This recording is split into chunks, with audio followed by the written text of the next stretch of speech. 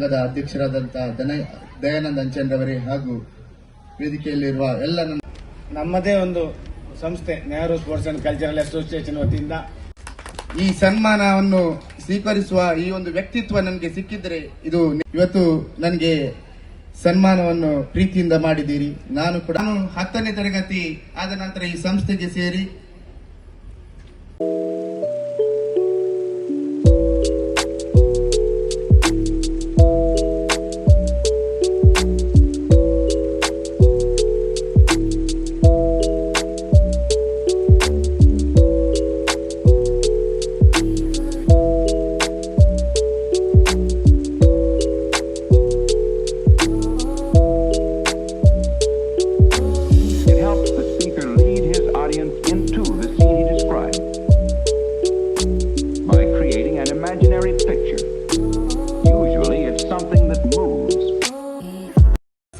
Cultural association ಅಂತ ಈ ಒಂದು ಹೆಸರು 35 ವರ್ಷಗಳ ಹಿಂದೆ ಇಟ್ಟಿದ್ರು ಕೂಡ ಇವತ್ತು ಕೂಡ ಆ ಹೆಸರಿಗೆ ಬಹಳ ಅರ್ಥಪೂರ್ಣವಾಗಿದೆ. ಯಾಕಂತ ಹೇಳಿದ್ರೆ ಈ ದೇಶದ ಮೊದಲ ಪ್ರಧಾನಿ ಜವಾಹರ್ಲಾಲ್ ನೆಹರು ಅವರು. ಈಗ ರಾಜಕೀಯವಾಗಿ ಅವರನ್ನ ಬೇರೆ ಬೇರೆ ರೀತಿಯಲ್ಲಿ ಬಿಂಬಿಸಬಹುದು, ಆದ್ರೆ ನಾವೆಲ್ಲರೂ ಬಹುಶಃ 10 ವರ್ಷಗಳ ಹಿಂದೆ ನಮ್ಮ ಪ್ರೀತಿಯ ನೆಹರುವನ್ನ ಚಾಚಾ ನೆಹರು ಅಂತಾನೆ ಬೋಧಿಸ್ತಾ ಇದ್ವಿ. ಚಾಚಾ ನೆಹರು ಅವರ ಟೋಪಿ ಬಹಳ ನಮ್ಗೆ ಇಷ್ಟವಾಗ್ತಾ ಇತ್ತು. ನೆಹರು ಕೋಟ್ ಅನ್ನ ಧರಿಸಿಕೊಂಡು ನೀವೆಲ್ಲರೂ ಕೂಡ ಫ್ಯಾನ್ಸಿ ಡ್ರೆಸ್ ನಲ್ಲಿ ಬಹಳ ಹೆಮ್ಮೆಯಿಂದ ಭಾಗವಹಿಸ್ತಾ ಇದ್ವಿ. ನೆಹರು ಕೋಟಿನ ಮೇಲೆ ಒಂದು ಗುಲಾಬಿ ಇಡುವುದು ಕೂಡ ನಮ್ಗೆ ಅಷ್ಟೇ ಸಂತೋಷದ ವಿಚಾರ ಕೂಡ ಆಗಿತ್ತು. ನೆಹರು ಅಂತ ಹೇಳಿದ್ರೆ ತಮ್ಮ ಜನ್ಮ ದಿನಾಚರಣೆಯನ್ನ ಮಕ್ಕಳ ದಿನಾಚರಣೆಯನ್ನಾಗಿ ಮಾಡಿ ಅಂತ ಹೇಳಿದಂತಹ ಏಕೈಕ ಪ್ರಧಾನಿ ಚಾಚಾ ನೆಹರು ಅವರು ಮಕ್ಕಳಿಗೆ ಪ್ರೀತಿ ಮಾಡ್ತಾ ಇದ್ದಂತಹ ರೀತಿ ನಾವೆಲ್ಲರೂ ಪುಸ್ತಕದಲ್ಲಿ ಬಹಳ ಚೆನ್ನಾಗಿ ಓದ್ಕೊಂಡು ಇತಿಹಾಸವನ್ನ ತಿಳ್ಕೊಂಡು ಬಂದಿದ್ದೇವೆ. ರಾಜಕೀಯವಾಗಿ ಚಾಚಾ ನೆಹರುವನ್ನ ತಿರುಚುವ ಕೆಲಸಗಳು ಆದ್ರೂ ಕೂಡ ಟೀಕೆಗಳು ಸಾಯುತ್ತೆ, ಕೆಲಸಗಳು ಉಳಿಯುತ್ತೆ ಅನ್ನೋದಕ್ಕೆ ಇದೇ ಉದಾಹರಣೆಯಾಗಿದೆ. ಬಹಳ ಅರ್ಥಪೂರ್ಣವಾದಂತಹ ಹೆಸರು.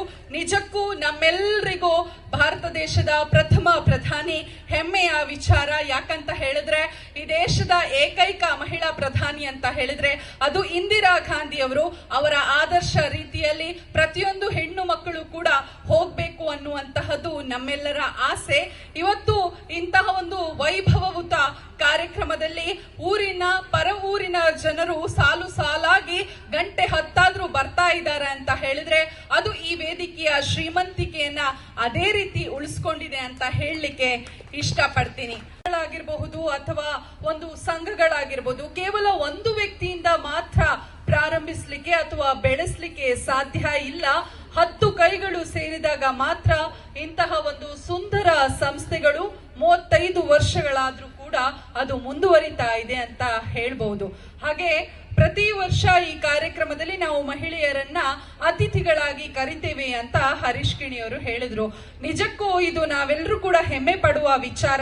ಕೆಲವೊಂದು ಸಂಘ ಸಂಸ್ಥೆಗಳಲ್ಲಿ ಕೇವಲ ಪುರುಷರಿಗೆ ಸೀಮಿತವಾದಂತಹ ವೇದಿಕೆಗಳು ಇರುತ್ತೆ, ಆದ್ರೆ ಇಲ್ಲಿ ಮಹಿಳೆಯರಿಗೆ ಒಂದು ಗೌರವ ಸ್ಥಾನಮಾನ ಸಿಗ್ತಾ ಇದೆ ಅಂತ ಹೇಳಿದ್ರೆ ಅದು ಈ ಸಂಘ ಸಂಸ್ಥೆಯ ಒಂದು ಆದರ್ಶದ ದಾರಿ ಅಂತ ಹೇಳಲಿಕ್ಕೆ ಇಷ್ಟಪಡ್ತೀನಿ. ಹಾಗೆ ಪ್ರತಿ ಪುರುಷರ ಒಂದು ಯಶಸ್ಸಿನ ಹಿಂದೆ ಮಹಿಳೆಯ ಪಾತ್ರ ಇರುತ್ತೆ ಅಂತೆ, ಆದ್ರೆ ಒಂದು ಮಹಿಳೆಯ ಯಶಸ್ಸಿನ ಹಿಂದೆ ಇಂತಹ ಪುರುಷರ ಪ್ರಮುಖ ಪಾತ್ರ ಇರುತ್ತೆ ಅಂತ ಹೆಮ್ಮೆಯಿಂದ ಹೇಳ್ಕೊಳ್ತೀನಿ. ಯಾಕಂತ ಹೇಳಿದ್ರೆ ಇವರೆಲ್ಲರ ಪ್ರೋತ್ಸಾಹಗಳು ಇದೇ ರೀತಿ ಪ್ರತಿ ವರ್ಷ ಮಹಿಳೆಯರನ್ನ ಗುರುತಿಸಿ ವೇದಿಕೆಗೆ ಕರೆಯುವಂತಹ ಒಂದು ಚಿಕ್ಕ ಕೆಲಸಗಳು ಕೂಡ ಮನೆಯಲ್ಲಿರುವಂತಹ ಮಹಿಳೆಗೆ ಸ್ಫೂರ್ತಿದಾಯಕ ವಿಚಾರಗಳು.